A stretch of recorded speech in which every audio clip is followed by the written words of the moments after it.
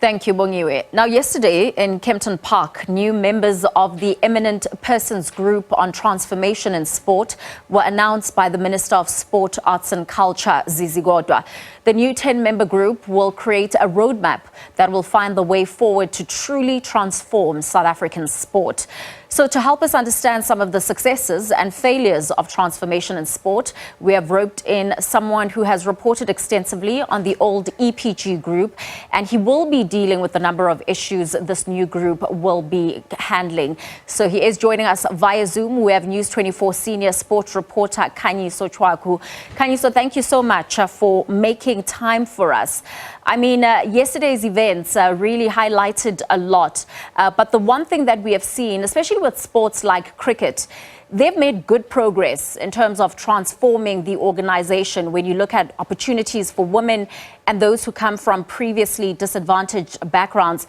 But how does one really tangibly measure success when you look at transformation? Is it purely a numbers game, or is it something deeper than that? Good evening, Oli, and good evening to the viewers. The thing with transformation, and I'll quote Cricket South Africa's former national selection convener, the men's national selection convener, Zondi, that transformation also needs to reward quality and opportunity. It's one thing having numbers, but are you having the right numbers? Are you also having the right grassroots program in place to ensure that people are getting the right opportunities, are getting the opportunities in the right positions? I think that's always the 50-50 that transformation actually plays, in that it faces challenges, in that sometimes transformation can be put in top down. All right. This is a very important conversation that we need to have, Khanyiso. So I will ask you to maybe move a little bit around for us, just to make sure that you've got a steady connection, because we are losing you in parts there as you speak to us about Cricket South Africa and the strides that they've made. Because the one thing that we have seen in that organization, when you look at individuals that come from previously disadvantaged backgrounds, and of course women especially, they have been included into that organization. But the question about transformation surely cannot be just a numbers game. We cannot be looking at the Proteas or maybe the Proteas women and saying how many of the black or white players do we have. Does it also go down to merit? Is it not just a quota system? So it is important to get the likes of Khanyiso Tshwaku to really speak to us about that, and how critical and how strict we need to be around those conversations to make sure that national teams truly are representative of the country that we live in. Khanyiso, maybe if you can just start things off by telling us, is it purely a numbers game when it comes to transformation? It shouldn't. It isn't, and it shouldn't, because at the end of the day, transformation needs to be a quality opportunity. Because a lot of people give transformation a bad name in that they just see numbers. But the key part is, when there are numbers, are the people who are the beneficiaries of transformation actually getting the quality of opportunity? Because without transformation, South Africa's sport would have shuddered to a halt. We've seen a lot of quality athletes across the various sporting platforms making transformation work because they've been given an opportunity. They've also been given the quality of opportunity to make it work. And I think it's one of the things it's speaking regularly to Cricket South Africa's former national selection convener, He often said that, and still says it, that it's one thing you having opportunity, but you also need to give players the quality of the opportunity. For example, you can't be picking a black African batter at number 8, whereas from their respective backgrounds, they batted number 3 and number 4. You need to give them the quality of opportunity in a position and an environment that they're accustomed to. And I think with rugby, we're also starting to see slowly but surely a lot of players starting to fill in key midfield positions, in key forward positions like flank, like tight end props, like hooker, like fluff, like inside center. Whereas for the longest time, especially in the early to mid 2000s, a lot of talented black players we often shift it to wing. Not that wing is a position of inconsequence, but generally a very good black flower would be shoehorned into a position like wing, based on the fact that there's a generalization that black players are fast, whereas a particular black player brings so much from a skill perspective. So transformation has never been and should never be a numbers game, but a quality and opportunity perspective. No, absolutely. And the fact that you've touched on rugby, because as a sport, holistically, they have ticked a lot of boxes. But one of the sticky points in rugby, Khanyiso, has to be the situation surrounding black coaches that they found themselves in. You know, even when you look at a successful coach at Springbok level, like Peter de Villiers, he had to fight off some naysayers. Do you think rugby as a sport has been kind to black coaches? Well, the numbers speak for themselves, unfortunately. When you look at the franchise head coaches, for example, none of them are black. So it's unfortunate that the franchise CEOs could defend themselves in whatever way possible, but when you look at the numbers speak for themselves. The Stormers are coached by John Dobson. Jake White is at the Bulls. It's John Plumtree at the Sharks. It's Ivan van Rooyen at the Lions.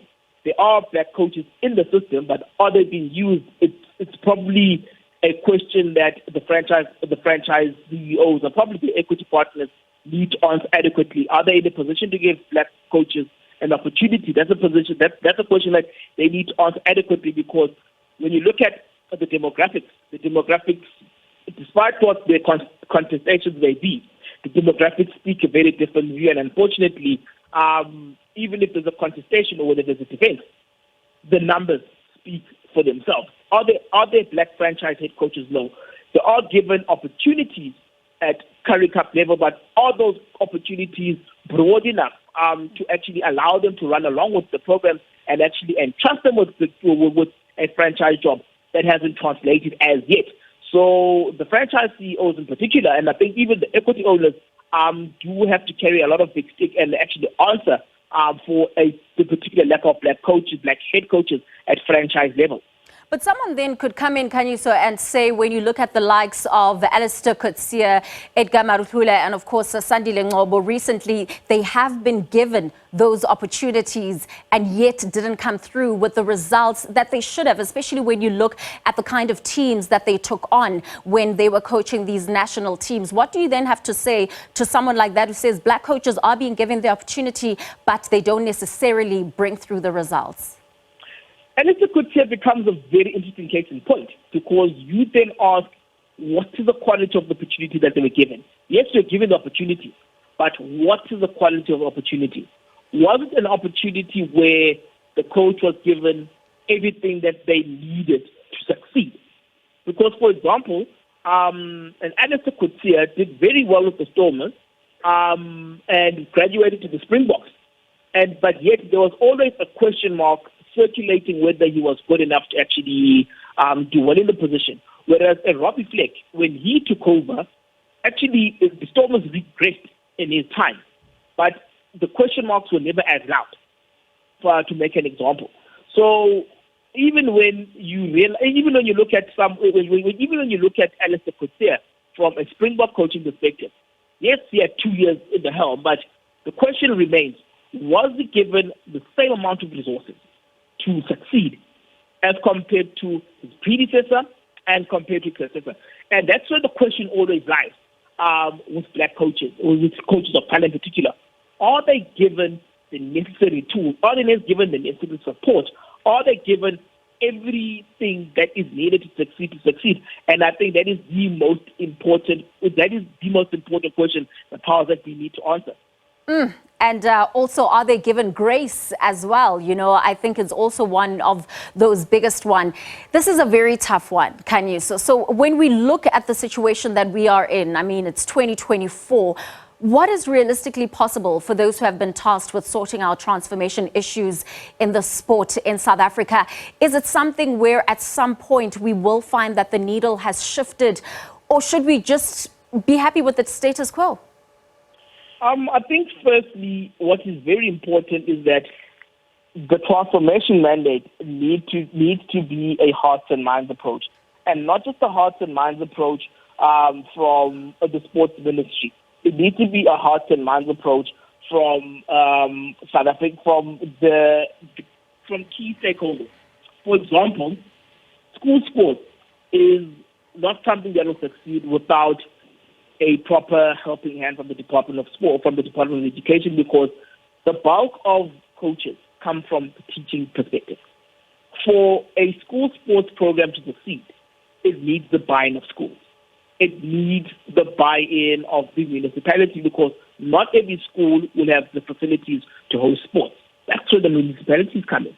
If the municipalities, the DVE, and the local sporting, the sporting department are able to then hold hands and work together to achieve a meaningful, not a meaningful program, and a meaningful inter-school program. The key part of making school sports succeed, and the key part in making transformation work, is having a mass participation program that allows quantity and quality to come through. Because you are not then capacitating just players.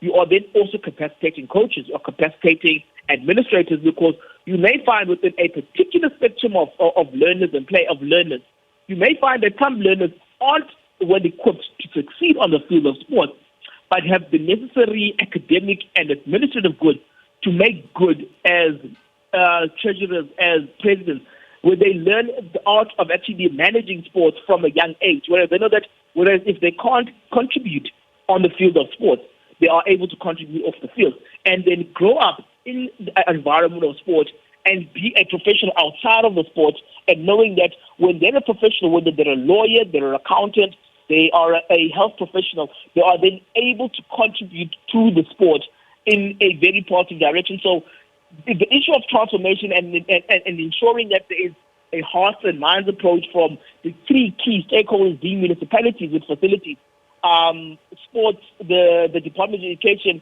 with allowing schools to have a greater hand in participating and helping with the participation and sport. Yes. Yeah, we are unfortunately running out of time, and we haven't really scratched the surface of this tumultuous conversation around transformation, especially when you look at sport in South Africa. But these are the conversations that we will continue to have. Thank you so much there to Khanyiso Tshwaku. He is the News 24 senior reporter.